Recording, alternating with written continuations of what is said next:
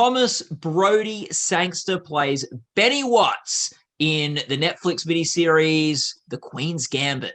I'm at Noble Gold Derby, here to ask you, Thomas, what was Benny's biggest move in the series? What, biggest chess move? Biggest life move. Biggest life move. His biggest life move is definitely taking on Beth Harmon, probably at chess initially, but then literally kind of offering his services, I suppose, and literally driving her back from Kentucky. I think we leave from Kentucky to New York City in his tiny little Volkswagen Beetle. That's quite a big move, I'd say.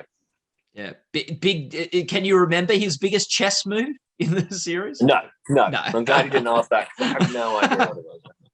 Did you play much chess before the show? I played a little bit of chess. I mean, I knew I knew what the pieces did. I knew how to move them around the board, but no, I wasn't very good, and I'm still not really. Haven't really learnt much at all. No, since the Queen's Gambit. It didn't make you better at chess. No. I got good at memorizing moves. Yeah, and acting them out in the scene, but no, it didn't make me much better at chess. It got me enthused, though. It got me really into playing chess. I would play quite a bit of chess, but I didn't really improve. No. Yeah, it definitely made me feel like I'd like to be better at chess watching it, but yeah, I think a lot of people thought that. Yeah. How did it make you a better actor, the show? Oh, it's just more experience, really. I think every time you start a new project, you work with wonderful people, and you have just a new experience that teaches you an awful lot. And taking on a different character as well teaches you an awful lot just about yourself, and through practice, it does result in you being a better actor, I suppose. Yeah. And what was probably the biggest challenge for you in approaching this role? Growing the facial hair was quite a challenge. Yeah, I can't really produce very much, so that was my best crack at it. I mean, actually, no, think about it now. There's one scene with me and Anya in the car, and we're driving, and we're playing a game of chess in our minds. So there's no board involved, and so it's just it's code lettering. It's like, Queen Bishop 5 to Rook B7. It's all stuff like that. But it's the kind of thing you can't get wrong. You have to say it correctly in the correct order, otherwise it doesn't make any sense at all. So actually that I found really hard, because it's impossible to learn. It's just code. It's letters and numbers. So yeah, I struggled with that quite a bit. Benny's such an interesting character, because when Beth sort of first meets him, he is he's arguably as good as she is at chess, maybe a little bit better. You are one of the few characters in the series that is able to get the best of her at a point. But then by the end of the series, she is probably in a sort of league above where he is. What's it like to sort of start as the expert and then sort of become the sort of supporter by the end? It's quite nice. It gives my character Benny a little bit of a journey, I suppose. He starts out, when you first meet him, he's the kind of cocky, confident, the one you want to beat, really. And she sets her sights on him as her next target, her next victim. And yes, he's got this kind of cocky, arrogant thing going on, and the hat and the knife and the coat and the whole image thing, which he turns up to these tournaments to kind of psych certain people out, I'm sure. And then he starts kind of tutoring her and kind of teaching his ways a little bit. I think I think he sees the potential of what she has, and he quite enjoys sharing what he has, because he sees that she has the potential to go on and be a lot better than he is. And so then he kind of he softens off, and he kind of you see he's not just cocky and arrogant. He's got a kind of sentimental and kind side. So that was nice. It's just like nice to play with different nuances within a character. But I mean, Scott Frank, our writer, he's just very good at character development, really, and writing for specific individual characters. So it was pretty easy and a pleasure. Yeah, what I found interesting was that like idea we have in the show of sort of rivals becoming allies almost, and seeing sort of how like sort of that love of competition and that sort of competitive like thing also being channeled into wanting to see others do well at chess, because at the end of the day, these people love chess and they wanted to see people play chess well. And I think did you have a favorite sort of moment in that sort of progression for Benny? For Benny, or for anyone, if there's someone else in the show you love. I suppose at the end it is nice when we call her up, and it seems like it's just me calling her, and then the shot kind of pulls out to reveal it's everyone that she's kind of got close to within the chess community or beaten in the chess community. And there you realize that they're all, like you said, they all actually just want to see chess do well. And I suppose that there is a bit of kind of like the Americans versus the Russians too in the Cold War. Oh yeah. That's I like that kind of that grouping together, that camaraderie that the chess community has for Beth. And we don't despise her, we're not jealous of her. She isn't really an enemy. She is someone that we want to see flourish and do very well. And that I thought that was just a really nice, refreshing thing to have in a storyline. There's no actual baddie as such. The baddie is her own demons, is her own psychology that messes up. She messes up herself. Everyone else is actually wanting to see her do very well, which I just liked. I thought it was a quite rare thing to see in a piece. And I also felt that last episode with that phone call moment that you're talking about, but also a few other moments in that last episode, it really clicked for me how much of an ensemble that series was. Because as it goes on, I'm focused very much on Anya and Beth's journey. And then at the end, I realized, there's been a lot of other characters that I've been invested in along the way. And what do you think something that Benny learnt from Beth? I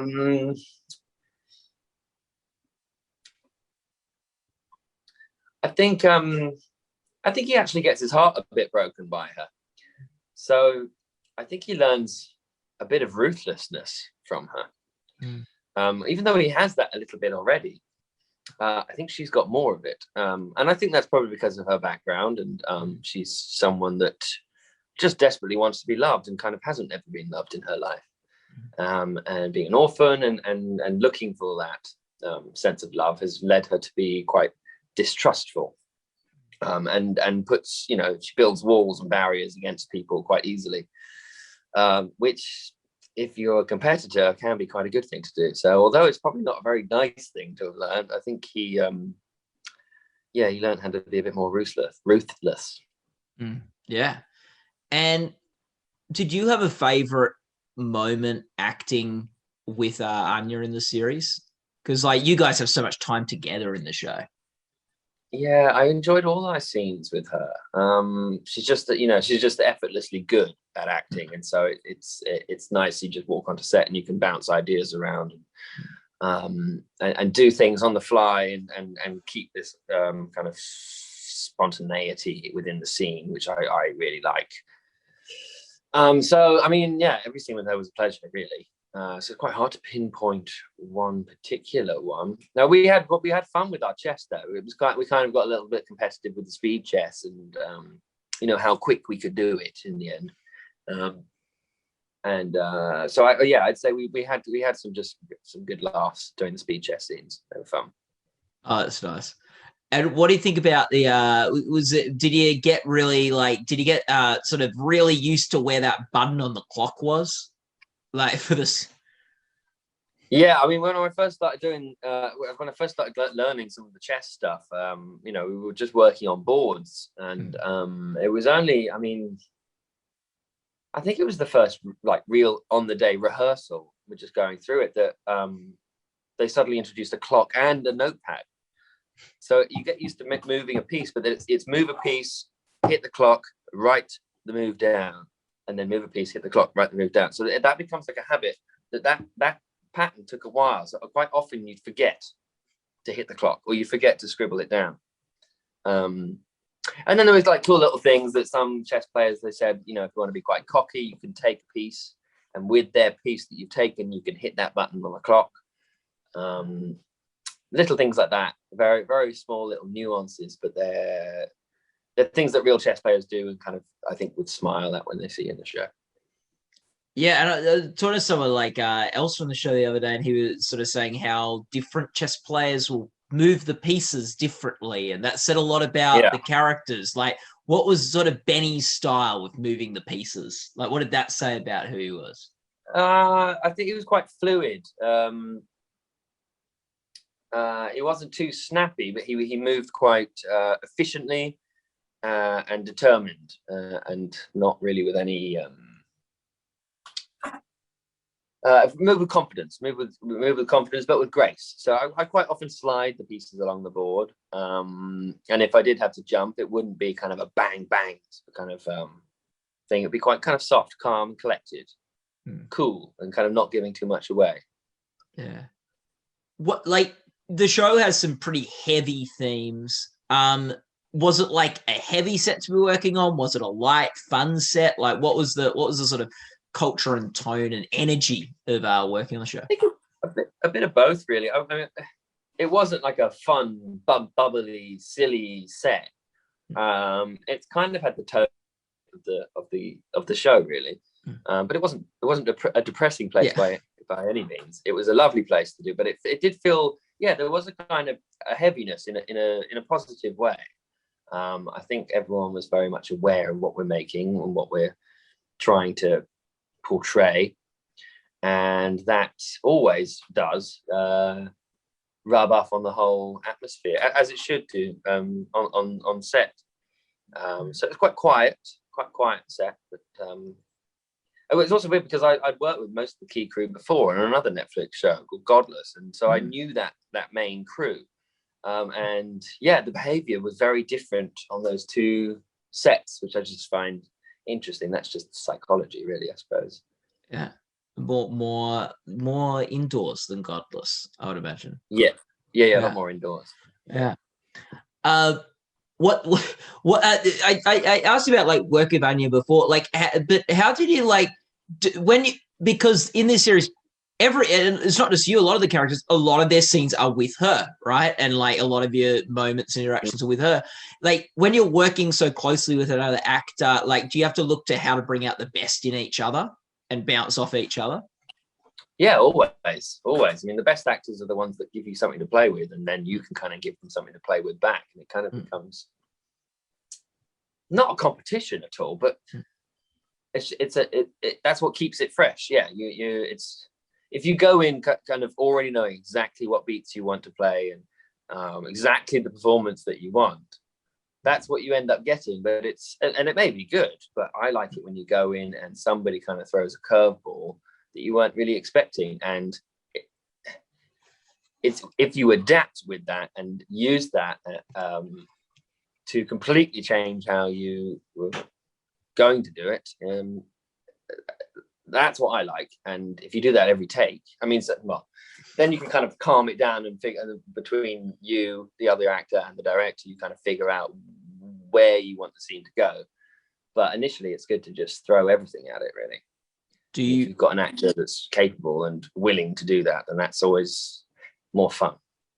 Do you remember any specific curveballs from the Queen's Gambit? Yeah, I knew you were going to ask that. No, I mean, they're all just tiny things, just in the way you might deliver a line, or how, quite often I remember Anya would say something and it'd be kind of like quite diggy, but said in almost childlike way, or maybe said in a more seductive, sexy way, and that would just give you just throw you ever so slightly, which was its intention. Or when you read it, you'd go, well, you wouldn't assume that would be even a dig in the first place. And so she would just find little moments of, maybe her ego Beth's ego kind of getting a little inflated or a little hurt, or, she was very good at doing that. So no, I can't think of anything specific, but a few little small things like that. But it's almost like just like the tone that the lines were delivered in. Like, Yeah, little, or certain actions as well. Yeah, you might do something with the chessboard or move across the room and do something, and that would pull your eye line around. Yeah. You might have an answer for this, Eva, which is fine, Thomas, but can you remember any curveballs you threw her? Yeah.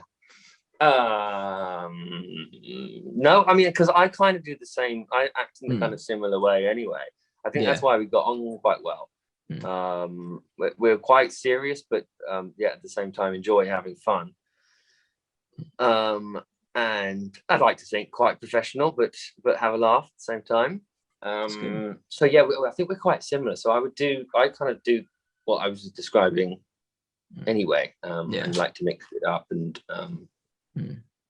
keep things kind of fluid. So I do the same kind of things. Again, I can't really think of a specific example, but I don't like to stick to just one way of doing a scene. Yeah. What do you think, actually looking back on your time on the show, now that it's sort of finished and it's come out and stuff, what do you look back on from that experience as sort of your, as the thing that you most fondly look back on from that show, and what that show is trying to say almost, and what the big driving message of the show is? Well, for me, when I look back, I took 2.5 years out of acting, and that was the first thing I did since coming back. So for me, it was kind of like coming back to something I know and love, but it feeling kind of new, fresh, exciting, and I was quite nervous. And also questioning, making sure that I was, is this good? Is this what I want to be? Is this where I want to be? Is this, on set? Do I want to be an actor? I was throwing all these questions around. And so Queen's Gambit was lovely because, like I said, I'd already worked with this key team before, and it wasn't that intensive for me either, but the character was fantastic. But in terms of days I worked, it was not much. Every time I did work, I got to really have some good lines and some good scenes. So it was a really nice kind of gentle way of being eased back into the world of telling stories through the medium of film and television. And I realized that I do love it and do want to continue doing it. And I'm very glad I took those 2.5 years off in order to feel that again. And so happy that I got an opportunity to work with Scott again. And that's what I kind of take away from it. Also being quite cold in Berlin. Yeah. But in terms of the show, I mean, what it's trying to say, I think it's trying to say that you're basically your own worst enemy. And if you want to do something, if you have a passion for it, don't let yourself get in the way of it. And surround yourself by people who can nourish you and help you and talk and communicate and love one another, really. I think it's got all messages of positivity, really. And that's how you'll strive for success, when you open yourself up and allow yourself to be loved and accepted by others, which is for some people quite a hard and challenging thing to do. Well, Thomas, thanks so much for talking to us today. All the best of luck for the upcoming Emmy Awards for the Queen's Gambit. And people watching this video can go to goldderby.com to make your awards predictions and join the discussions in our forums. Thanks, Thomas. Thank you very much.